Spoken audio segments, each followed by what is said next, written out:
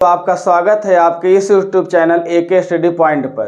तो देखिएगा, आज मैं आपको सेकंड चैप्टर स्टार्ट करने जा रहे हैं, जिसमें मैंने आपको पहला चैप्टर जो है शुरू से लेकर अंत तक पूरा पढ़ाया। बेसिक्स लेकर फार्मूला से लेकर थ्योरी से लेकर सवाल तक मैंने आपको कराया है। उसका केवल बहुविकल्पी आपका बच्चा है जो लाइव आकर आपको हम पढ़ाएंगे। तो आज देखिएगा सेकंड चैप्टर स्टार्ट करें, जिसका नाम है बहुपद। तो बहुपद को इंग्लिश कहते हैं पॉलिनोमियल। बहुपद क्या होता है सुनिएगा, आपने 9th में पढ़ा होगा बहुपद। तो बहुपद क्या होता है, ऐसा बीजीय व्यंजक जिसमें चर और अचर की घातों, जिसमें चर की घातों की संख्या क्या हो, पूर्ण संख्या हो। ऐसा बीजीय व्यंजक जिसमें चरों की घात क्या हो, पूर्ण संख्या हो। जैसे लिखा हो x² + 2x + 5। तो देखिए हमारा बहुपद है, इसमें चर कौन है, यहाँ पे x है, तो x की घात 2 ये भी क्या है, पूर्ण संख्या है। यहाँ x की घात 1 ये क्या है, पूर्ण संख्या है। तो ऐसा बहुपद जिसमें चरों की घात क्या हो, पूर्ण संख्या हो, उसे क्या कहते हैं, बहुपद कहते हैं। तो आपने 9th में पढ़ा होगा, हमने आपको इसका परिभाषा बता दिया। अब चलेगा तो प्रश्नावली 2.1 पढ़ते हैं। तो यहाँ पे देखिएगा आपका एक्सरसाइज, या आप बोल दीजिए प्रश्नावली 2.1 हम पढ़ेंगे, जिसमें केवल मात्र एक क्वेश्चन, इसके 6 भाग है। तो हम देखिएगा अलग अलग भाग आपको बताते हैं कि क्या लिखा है। किसी बहुपद px के लिए एक बहुपद दिया है px, y बराबर px का ग्राफ नीचे आकृति में दिया गया। मतलब जो आपका आकृति चित्र बना है, एक किसका ग्राफ है, y बराबर px का ग्राफ है। तो बोला है आकृति में दिया गया प्रत्येक स्थिति में px के शून्यकों की संख्या बताइए। किसके शून्यकों संख्या बोला, px का। देखो x का बोला है, तो जब px का बोला है तो हमें x अक्ष पर देखना होगा। और जब यही सवाल ऐसा बोल देता x बराबर पी वाई बोल देता, तब यहाँ पे पी वाई मतलब होता है y के ऊपर आपको देखना है। तो यहाँ पे शून्यकों की संख्या हमसे पूछा है। शून्यकों की संख्या मतलब होता है x का मान पूछा है, कितने x के मान मिलेंगे हमें। तो हम इस ग्राफ को देखिएगा, आपका x अच्छा है, ये आपका x डैश अच्छा है, ये y अच्छा है, और ये आपका क्या है, y डैश अच्छा है। तो अगर हम x अक्ष पे हम ढूंढेंगे, क्यों, क्योंकि हमें y बराबर px चाहिए। तो देखिएगा x अक्ष पे आपको कहीं भी कुछ भी कट नहीं दिखाई दे रहा है, क्योंकि लाइन ये जा रही किसके, x अक्ष के समांतर जा रही है। और जब x अक्ष के समांतर सरल रेखा जा रही है तो शून्य क्या होगा, 0 होगा। तो हम यहां पर क्या लिखेंगे, शून्यकों की संख्या, शून्यकों की संख्या क्या होगा, 0 होगा। शून्यकों की संख्या क्या होगा, 0 होगा। क्यों, क्योंकि ये जो लाइन है x अक्ष पर प्रच्छेदित नहीं कर रहा है। यहाँ पर रीजन अगर आप लिखना चाहो लिख सकते हो, क्योंकि y बराबर px का ग्राफ x अक्ष को प्रच्छेदित नहीं कर रहा, अगर लिखना चाहो तो। लेकिन हमें बस शून्य को संख्या पूछा था तो हमने बता दी। अब देखो यहाँ पे इस ग्राफ में देखिएगा, अब आपको जब y बराबर px बोला तो केवल x पे ढूंढना है। तो देखो x अक्ष पर ऐसे चलते हम चले जाएं, देखो ये तो आपका क्या है, तो अच्छा है, तो यहाँ पे कोई दिक्कत नहीं है। अब ऐसे जब चले जाए, देखो x अक्ष पे यहाँ पर काट रहा है, तो कितनी बार काट रहा है, एक बार। जब एक बार काट रहा है तो हम यहाँ पर क्या बोलेंगे, शून्यकों की संख्या, शून्यकों की संख्या बराबर 1।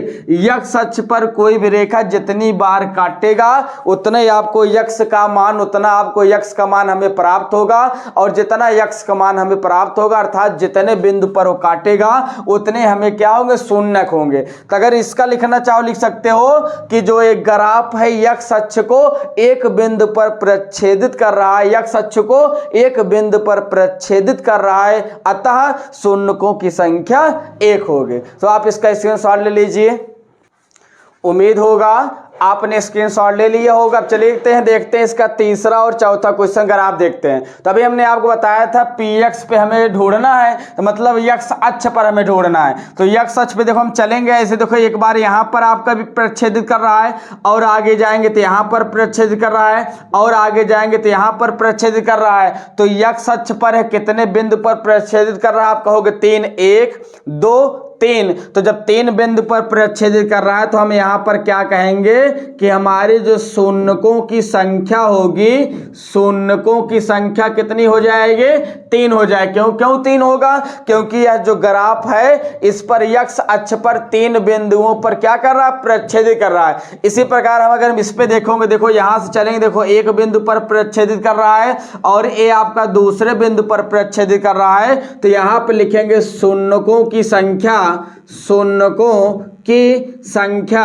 तो शून्यकों की संख्या कितना हो जाएगा प्यारे भैया? आपका 2 हो जाएगा। क्यों? क्योंकि x अक्ष पर यह 2 बिंदु पर क्या कर रहा है? प्रच्छेदित कर रहा है। तो आप इसको स्क्रीनशॉट ले लीजिए। उम्मीद है आपने स्क्रीनशॉट ले लिया होगा। तो चलिएगा, इसका 2 पार्ट और बचा है, देख लीजिए। इसका 5वां क्वेश्चन क्या बोला है? y बराबर px का हमें ग्राफ में हमें जो है शून्यकों की संख्या बताना है px के। तो जब px बोला तो x अक्ष पे हम ढूंढते हैं, अगर py बोला होता तो y अक्ष पे देखते हैं। तो देखो x अक्ष पे देखो, जब यहाँ से चलेंगे देखो एक बिंदु पे काट रहा है, ये आपका 2 बिंदु पे हुआ और ये आपका तीसरा बिंदु हुआ और ये आपका चौथा बिंदु हुआ, तो 4 बिंदु पर काट रहा है। तो शून्यकों की संख्या कितना हो जाएगी? 4। तो यहाँ पे हम लिखेंगे शून्यकों की संख्या, शून्यकों की संख्या बराबर 4, क्योंकि जो रेखा है x अक्ष को 4 बिंदुओं पर प्रच्छेदित कर रहा है, अतः शून्यकों की संख्या 4 हो जाए। अब इसमें थोड़ा ध्यान से देखिएगा, देखो यहाँ पे एक बिंदु पे काटा, यहाँ देखो 2 बिंदु नहीं, एक ही बिंदु पे है, क्योंकि r ऐसे टच करके चला जा रहा है। और यहाँ देखो ये नीचे गए, तो जब इस अक्ष के नीचे चला जाए तब समझ लेना जब उठेगा तो एक बिंदु और करेगा, लेकिन जब उसी पर बस इसको छू के चला जा रहा है तो यहां केवल एक बिंदु पर काट रहा है। तो एक बिंदु ए हुआ, एक बिंदु ए हुआ, इसीलिए एक बिंदु आपका ए हो गया। तो कितने बिंदुओं पर प्रच्छेदित कर रहा है? 3 बिंदुओं पर। और जब 3 बिंदुओं पर प्रच्छेदित कर रहा है तो शून्यकों की संख्या हमारी कितनी हो जाएगी? शून्यकों की संख्या हमारे 3 हो जाएगी। तो उम्मीद है आपको प्रश्नावली 2.1 आपको समझ में आया होगा। इसको अच्छे से आप स्क्रीनशॉट ले लीजिए। नेक्स्ट हम थ्योरी आपको बता रहे हैं। चलिए, तो आपने अभी प्रश्नावली 2.1 अच्छे से पढ़ा। अब मैं आपको प्रश्नावली 2.2 से पहले कुछ थ्योरी बताना चाहता हूं और आप उसको अच्छे देखिएगा। आपने 9th में पढ़ा था आप कि रैखिक बहुपद क्या होता है, द्विघाती बहुपद क्या होता है, त्रिघाती बहुपद क्या होता है। तो सबसे पहले हम जानेंगे, क्योंकि इसी पर अगला सवाल हमें आने वाला है। तो सबसे पहले आप देखेंगे रैखिक बहुपद। क्या देखेंगे आप? रैखिक बहुपद। तो सबसे पहले आप देखेंगे रैखिक बहुपद। तो रैखिक बहुपद क्या होता है? सुनिएगा अच्छे से। रैखिक का मतलब होता है कि जिसकी घात 1 हो। तो लिखेंगे ऐसा बहुपद, ऐसा बहुपद, ऐसा बहुपद जिसकी, ऐसा बहुपद जिसकी घातों की संख्या 1 हो, ऐसा बहुपद जिसकी घातों की संख्या, ऐसा बहुपद जिसकी घातों की संख्या 1 हो, ऐसा बहुपद जिसकी घातों की संख्या 1 हो, उसे रैखिक बहुपद कहते हैं। ऐसा बहुपद जिसकी घातों की संख्या 1 हो, उसे रैखिक बहुपद कहते हैं। कैसा बहुपद कहते हैं भैया? रैखिक बहुपद कहते हैं। जैसे देखिएगा लिखा हो 2x + 5, तो हमने क्या परिभाषा बोला? ऐसा बहुपद जिसकी घातों की संख्या। तो घात कहाँ देखा जाता? चर के ऊपर। तो चर यहाँ x चर के ऊपर यहाँ कोई घात नहीं, वहां 1 होता है। तो ऐसा बहुपद जिसकी घातों की संख्या कितना हो? 1 हो, उसे क्या कहते हैं? रैखिक बहुपद कहते हैं। जैसे 2x + 5, जैसे लिखा हो आपका 3y + 9, तो यहां भी देखिएगा y के ऊपर घातों संख्या 1 है, तो यह भी कैसा बहुपद कहलाएगा? रैखिक बहुपद। अब हम बताएंगे इसका व्यापक रूप क्या होता है। जो रैखिक बहुपद होता है इसका व्यापक रूप क्या होता है, क्योंकि व्यापक रूप से तुलना किया जाता है। तो इसका जो व्यापक रूप होता है ax धन b होता है। इसका व्यापक रूप क्या होता है? ax धन b होता है। कभी कभी बहुविकल्पी में व्यापक रूप जो पूछ लिया जाता है, इंग्लिश कहते हैं स्टैंडर्ड फॉर्म। तो चलिएगा, बहुपद आपका हो गया रैखिक बहुपद। अब हम आपको दूसरा बताएंगे, दूसरा होगा द्विघाती बहुपद। दूसरा हमारा क्या बनेगा, द्विघाती बहुपद बनेगा। तो देखिएगा द्विघाती बहुपद क्या होगा, नाम से ही समझ में आ रहा है कि द्वि मतलब होता है दो, घाती मतलब होता है घात। ऐसा बहुपद जिसमें घातों की संख्या दो हो, क्या लिखेंगे, ऐसा बहुपद, ऐसा बहुपद, ऐसा बहुपद जिसकी, ऐसा बहुपद जिसकी घातों की संख्या, जिसके घातों की संख्या दो हो, ऐसा बहुपद जिसकी घातों की संख्या दो हो, उसे द्विघाती बहुपद कहते हैं। कैसा बहुपद कहते हैं प्यारे बच्चों, द्विघाती बहुपद कहते हैं। तो देखिएगा दोबारा आप अच्छे समझिएगा, परिभाषा देखो यहाँ पे क्या लिखा है, द्विघाती बहुपद। तो द्वि मतलब होता है दो, घाती मतलब होता है घात। ऐसा बहुपद जिसकी घातों की संख्या दो हो, उसे द्विघाती बहुपद कहते हैं। इसका व्यापक रूप क्या होता है, तो इसका व्यापक रूप हमारा जो है, इसका व्यापक रूप कहलाता है a x square plus b x plus C. इसका व्यापक रूप क्या होता है, a x square plus b x plus C होता है। ये हमारा क्या कहलाता है, व्यापक रूप कहलाता है। तो चलेगा, अब इसमें एग्जाम्पल अगर आप देखना चाहो जैसे, तो जैसे ध्यान दीजिए, जैसे लिखा हो x square plus 2x plus 5 लिखा हो। अब देखिए घातों की संख्या कितना है, दो है। तो ऐसा बहुपद जिसकी घातों की संख्या दो हो, उसे द्विघाती बहुपद कहते हैं। तो ये आपका रैखिक बहुपद हमने बताया, और ये आपका हमने क्या बताया, द्विघाती बहुपद। तो रैखिक बहुपद हमने क्या बताया, ऐसा बहुपद जिसकी घातों की संख्या एक हो, उसे रैखिक बहुपद कहते हैं। उसका व्यापक रूप होता है ax प्लस b होता है, जैसे 2x प्लस 5 हो गया, 3y प्लस 9 हो गया।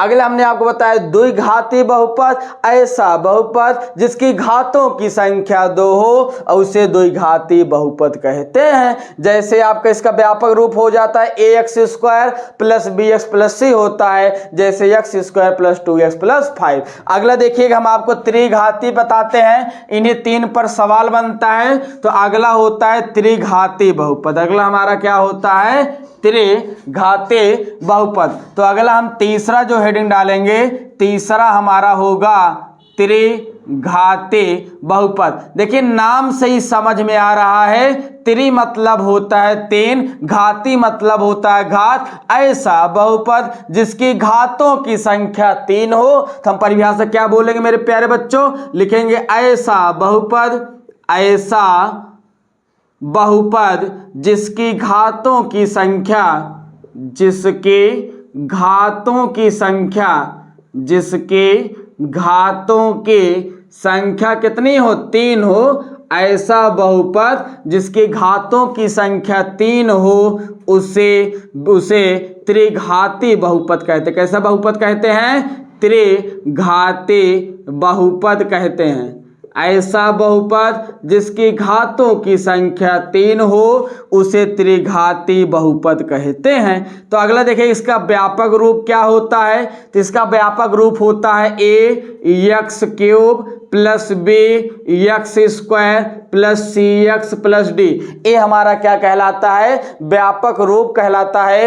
ए x cube plus b x square plus c x plus d हमारा क्या कहलाता है, त्रिघाती बहुपद का व्यापक रूप कहलाता है। अब अगर हम इसका एग्जाम्पल बताना चाहे जैसे, तो जैसे देखिएगा लिखा हो x cube plus 2x square plus 3x plus 4। तो ये आपका क्या है, त्रिघाती बहुपद है, क्योंकि घातों की संख्या कितना है, तीन है। अच्छा आपका अगर देखेंगे, या अगर केवल x पावर 3 भी लिख दिया गया तो भी त्रिघाती बहुपद है, क्योंकि हमें पद से मतलब नहीं है, या हमें घात से मतलब है। क्योंकि बोला गया ऐसा बहुपद जिसकी घातों की संख्या तीन हो, तो घात कितने हैं, तीन है। तो ये हमारा कैसा बहुपद भी कहलाएगा, ये भी त्रिघाती बहुपद कहलाएगा। तो हमने आपको अभी तक तीन परिभाषा बताया। पहला हमने बताया रैखिक बहुपद, ऐसा बहुपद जिसकी घातों की संख्या एक हो, उसे रैखिक रैखिक बहुपद कहते हैं, उसका व्यापक रूप होता है ax प्लस b होता है। दूसरा हमने बताया द्विघातीय बहुपद, ऐसा बहुपद जिसकी घातों की संख्या 2 हो उसे द्विघातीय बहुपद कहते हैं, जिसका व्यापक रूप होता है ax square plus bx plus c होता है। तीसरा हमने बताया त्रिघातीय बहुपद, जिसकी ऐसा बहुपद जिसकी घातों की संख्या 3 हो उसे त्रिघातीय बहुपद कहते हैं, इसका व्यापक रूप होता है ax cube plus bx square plus cx plus d। तो आप अच्छे से इसको क्या कर ले, स्क्रीनशॉट ले लीजिए। उम्मीद है आपने स्क्रीनशॉट ले लिया होगा। तो चलेगा, आज मैंने आपको प्रश्नावली 2.1 पढ़ाया और इसका प्रश्नावली 2.2 पढ़ाने से पहले कुछ थ्योरी था जिसमें हमने आपको रैखिक बहुपद, द्विघातीय बहुपद, त्रिघातीय बहुपद पढ़ाया। इसके आगे का हम जो है आपको कल अगले वीडियो में बताएंगे, तो इसको अच्छे से आप समझ लीजिएगा। अगला वीडियो आपको समझ में तभी आएगा। और प्यार देने के लिए धन्यवाद। अगर आपको वीडियो समझ में आए लाइक शेयर सब्सक्राइब करिए।